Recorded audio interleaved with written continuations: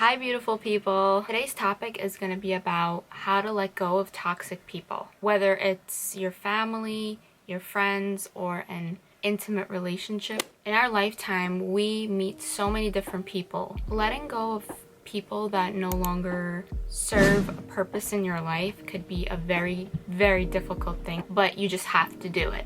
In order to talk about toxic people, we need to talk about the toxic traits. People who drain you. When you're with them, you feel like you're alone. When there is a lack of trust, when there is no respect, when the other person takes advantage of certain things that you do for them. Toxic people, they lack things within themselves and reflect it on other people that truly care about them to make themselves feel better. They do all of this to fulfill that need in them when they should be fulfilling it on their own. Unfortunately, they turn to people like you to fill that empty space within them. Anything that makes you feel down when you go home at the end of the day and you feel like you've been carrying an anchor, that's something that's very toxic. I feel like a lot of the times we can't let go of toxic people due to this attachment that we form. Even if it's so irrational, we just can't let go. The reason why we can't let go of certain people and certain things in our lives is because we don't have the self-confidence or ability to be without this person. There's a lot of red flags that you may not be aware of. You might feel like there's no way out of it and it's just like an ongoing cycle and you're in this negative loop.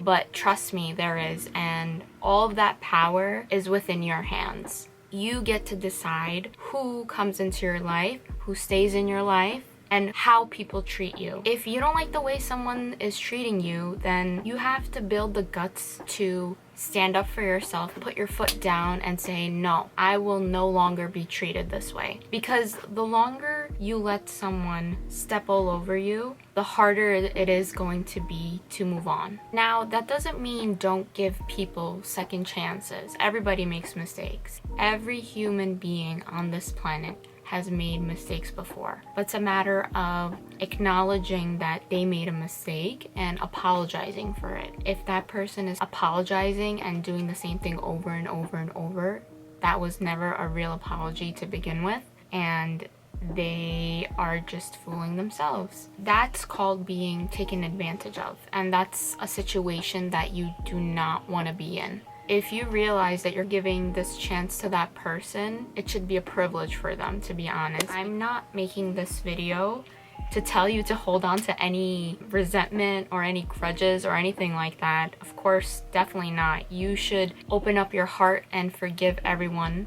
Forgiveness is very, very, very, very important. But you could also forgive someone without them being in your life anymore. The number one thing that can make someone toxic is jealousy. When it comes down to friends, real friends don't get jealous of each other. If you feel even an ounce of jealousy because your so-called best friend is doing better than you are, then honestly, you don't deserve to be in their life. That's not what true friendship is about. How do you expect your blessings to unfold if you're constantly jealous of someone and you're complaining and whining and crying that you don't have something the other person has? You have to be genuinely happy for people. That's the only way your blessings will unfold. I don't understand how people could be happy when another person is not doing well. I know a lot of people that had family issues would, tell me, how do I let go of this person when they're blood?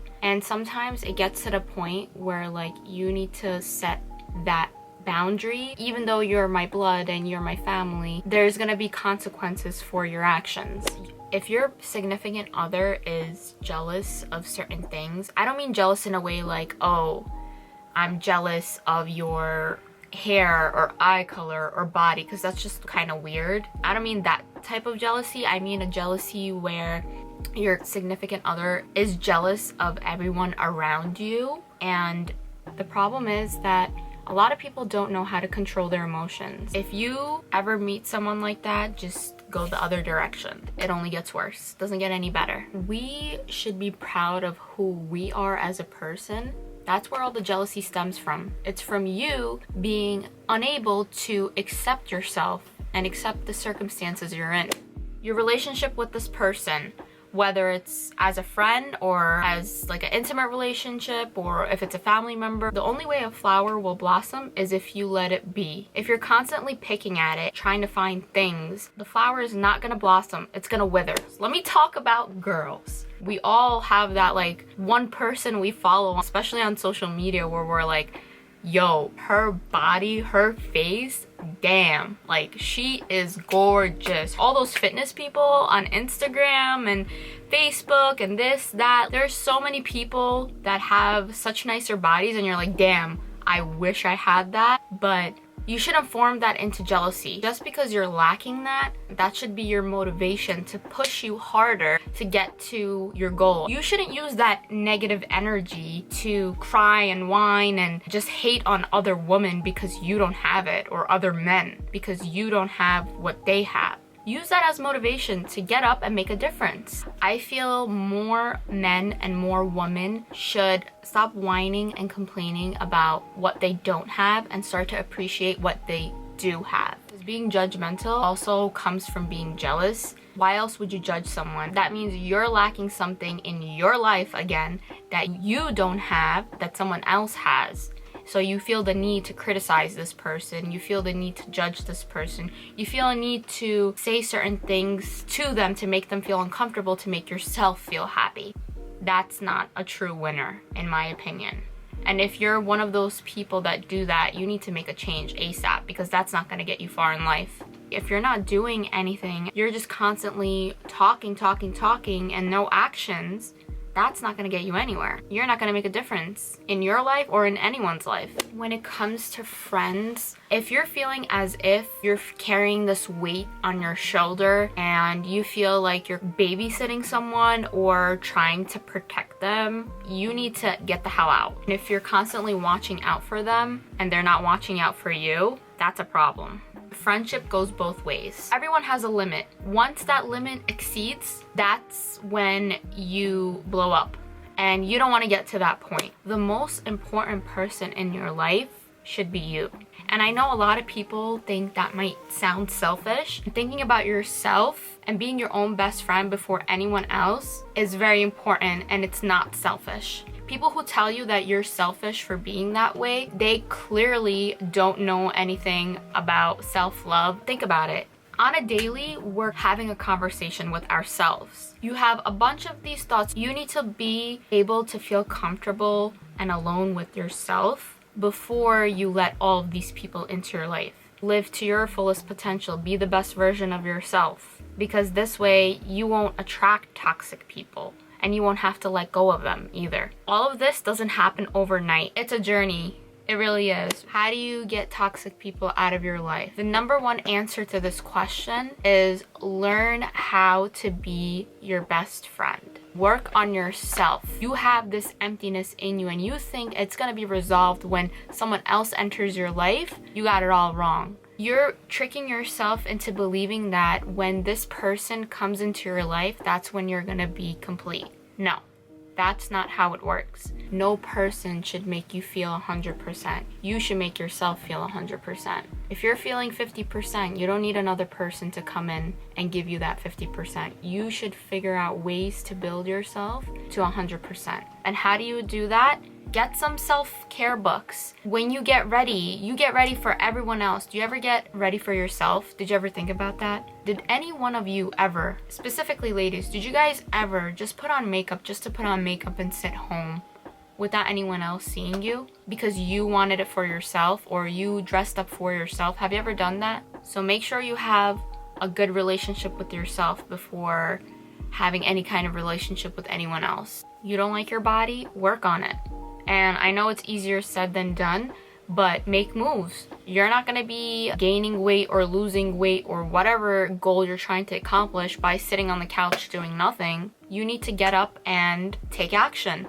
Again, words are only words. Words are nothing when there is no action behind it. Same way these toxic people, anything that they say, it's all talk. It doesn't matter unless there's action behind it. They're trying to make an effort to change something that's toxic within them. And if they don't see that there's something wrong with them, then oh my god, you're just wasting your time explaining yourself and what they need to change, what they should work on. You'll tell a person only one time what they need to work on, and if that person doesn't value enough and doesn't care, they're just not the one for you.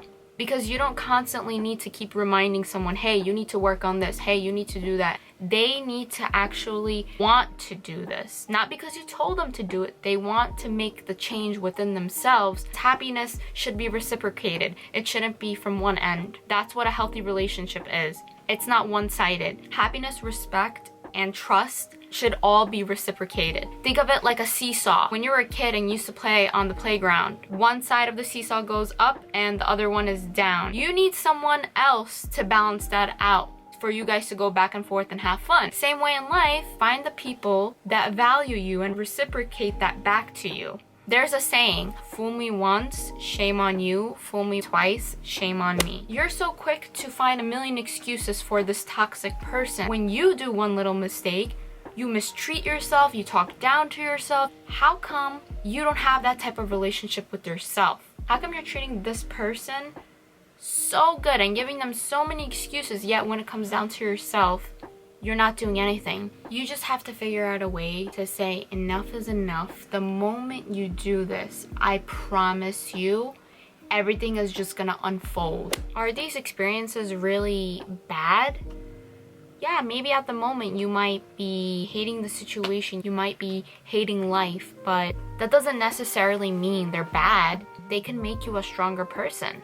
And they could prepare you for the future when you're stuck in predicaments where you face something similar, you know to walk away instead of even starting something. It's gonna be a lonely ride. It's gonna be a lonely ride. In order for you to grow and be strong and be a different person and stronger than who you were before, it's gonna come with pain, but it's something that you're gonna have to face. Not only a stronger person, they're gonna make you wiser on who you give your energy to. Time is very valuable. Don't let silly people take that away from you. I want my voice to be heard, and I want to be the reason to help someone change their life in a good way. There's just so many more things I want to talk about, but I want to keep it short. If you guys want me to make another video like this, give me a thumbs up, comment down below, let me know. Bye!